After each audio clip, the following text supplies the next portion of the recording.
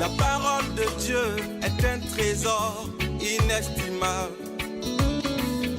Ne laisse pas ta Bible fermée. Oh non, non. Lis-la, médite-la, nourris-toi. Lis-la, médite-la, nourris-toi. Bonjour. S'il est un récit étonnant à plus d'un titre, c'est bien celui qui nous est rapporté dans l'évangile de Jean au chapitre 8, les versets 1 à 11. Il nous est dit que Jésus retourna dans le temple et beaucoup de gens s'approchèrent de lui. Il s'assit et se mit à leur donner son enseignement. Les maîtres de la loi et les pharisiens lui amenèrent alors une femme qu'on avait surprise en train de commettre un adultère. Ils la placèrent devant tout le monde et dirent à Jésus, « Maître, cette femme a été surprise au moment même où elle commettait un adultère. Moïse nous a ordonné dans la loi de tuer de telles femmes à coups de pierre. Et toi, qu'en dis-tu » Il disait cela pour lui tendre un piège afin de pouvoir l'accuser. Jésus se baissa et se mit à écrire avec le doigt sur le sol. Comme il continuait à le questionner, Jésus se redressa et leur dit « Que celui d'entre vous qui n'a jamais péché lui jette la première pierre. » Puis il se baissa de nouveau et se remit à écrire sur le sol. Quand ils entendirent ces mots, ils partirent l'un après l'autre, les plus âgés d'abord, et Jésus resta seul avec la femme qui se tenait encore devant lui. Alors il se redressa et lui dit « Eh bien, où sont-ils ? Personne ne t'a condamné ?» « Personne, maître, » répondit-elle. « Je ne te condamne pas non plus, dit Jésus. Tu peux t'en aller, mais désormais, ne pêche plus. » Eh bien, en relisant ce récit, je suis à la fois révolté, fâché et étonné. Et puis c'est vrai, en fin de compte, encouragé aussi. Mais reprenons. Je suis révolté d'abord parce que, malgré le fait que Jésus fasse le bien et invite chacun, sans distinction, à recevoir ce que Dieu, dans son amour, vient nous offrir à chacun, il s'est trouvé des militants intégristes qui ont cherché à le piéger pour le condamner comme blasphémateur. Et puis je suis révolté aussi de voir que des hommes se sont servis d'une femme et de la sexualité pour piéger Jésus.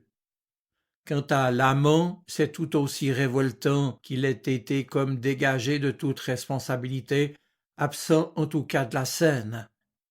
D'ailleurs, la sexualité et les femmes n'ont-elles pas toujours été coupables des pires maux aux yeux des hommes en général et des religieux en particulier, au point que certains ont même enlevé ce récit du Nouveau Testament, car pour eux, Jésus n'avait pas pu faire bon accueil à une telle femme. Elle avait trompé son mari, mais quel outrage à la morale! Alors ce récit, on l'a souvent censuré et en tout cas passé sous silence parce qu'il dérange les bien-pensants notamment.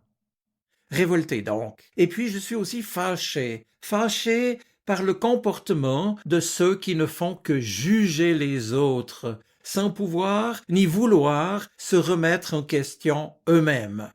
Ce qu'ils veulent, c'est mettre Jésus dans une situation délicate. Va-t-il innocenter cette femme? Aller à l'encontre de la foi juive? Va-t-il se résoudre à la condamner, lui qui d'habitude pardonne? Et la sanction ici était terrible, c'était la lapidation, faire mourir en jetant des pierres sur la personne condamnée. Or, en refusant de répondre directement à la question et en renvoyant les accusateurs à eux-mêmes, Jésus va retourner la situation.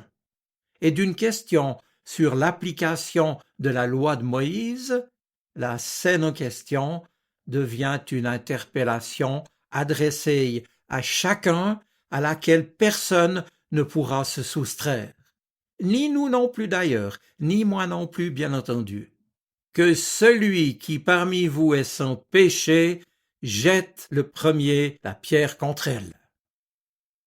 Maintenant, ce qui m'étonne, c'est de savoir que dans certains manuscrits grecs du Nouveau Testament, ce récit se trouvait initialement dans l'Évangile de Luc, dont il est, c'est vrai, proche par le style. Or, les chrétiens de la fin du 1er siècle l'ont vraisemblablement enlevé de l'Évangile de Luc et ainsi expurgé cet évangile pour éviter qu'on voit dans ce texte comme une incitation à la débauche, ou en tout cas une trop grande tolérance à l'adultère. Était-ce un acte de censure pour la bonne cause? Fort heureusement, ce récit a donc été recueilli dans l'évangile de Jean, et c'est ainsi qu'il nous est parvenu. Oui, Dieu est bien plus grand que nos blocages et que nos étroitesses, et son amour plus grand que nos jugements. Or, ce texte est pleinement dans l'esprit du message de Jésus, celui de la grâce. Oui, parce que c'est bien là que pointe le récit, ce récit qui proclame haut et fort le pardon accordé par le Christ à une femme que des hommes étaient prêts à condamner, une femme anonyme qui peut aussi représenter les plus faibles, les victimes, celles et ceux que l'on réduit à un rôle d'objet, mais à qui le Christ offre son regard, son attention et son pardon aimant et libérateur. Cela dit, on ignore tout de l'attitude de la femme pendant cet échange entre Jésus et les accusateurs. La femme en question ne porte pas de nom, on ne sait pas d'où elle vient, on ne sait rien d'elle hormis sa faute, une faute qui n'est d'ailleurs pas mise en question, une faute dont la femme ne se défend pas. Mais cette femme, on l'imagine évidemment craintive, honteuse, puisqu'elle a été prise, nous dit le texte, en flagrant délit. Lui a-t-on tendu un piège à elle aussi? Qui l'a dénoncé? Notre récit ne le dit pas. Maintenant, je suis rassuré par l'issue de cette histoire, lorsque notamment je constate que c'est après le départ des accusateurs que la femme devient active et peut prendre la parole. Oui, quand le jugement et l'accusation peuvent cesser, alors la dignité peut revenir. Cette femme, elle ne prononce, il est vrai, que 2 mots en réponse à la question que Jésus lui adresse. Eh bien, lui a-t-il demandé, « Où sont ceux qui t'accusaient? Personne ne t'a-t-il condamné ?» Et la femme répondit, « Personne, maître. » Et Jésus lui dit, « Eh bien, je ne te condamne pas non plus. Va, et désormais, ne pêche plus. » Le dialogue a été bref, mais la parole finale de Jésus a dit l'essentiel. La grâce. Les juges humains se sont récusés et le juge divin, dans une même phrase, a accordé le pardon et exhorté à changer de vie. Alors, mes amis, que pouvons-nous en retenir pour notre propre vie? Eh bien, il me semble au moins 3 choses.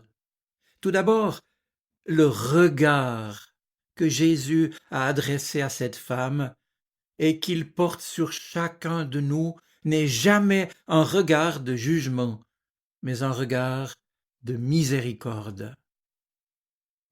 Ensuite, on peut relever la grande délicatesse et le pardon de Jésus. Concrètement, se redressant après avoir écrit avec son doigt sur le sol, Jésus ne va pas faire la morale à cette femme. Non, il s'adresse simplement à elle, et pour la première fois donc, quelqu'un s'adresse à elle et lui accorde le droit de dire quelque chose. L'attitude de Jésus à notre égard est semblable.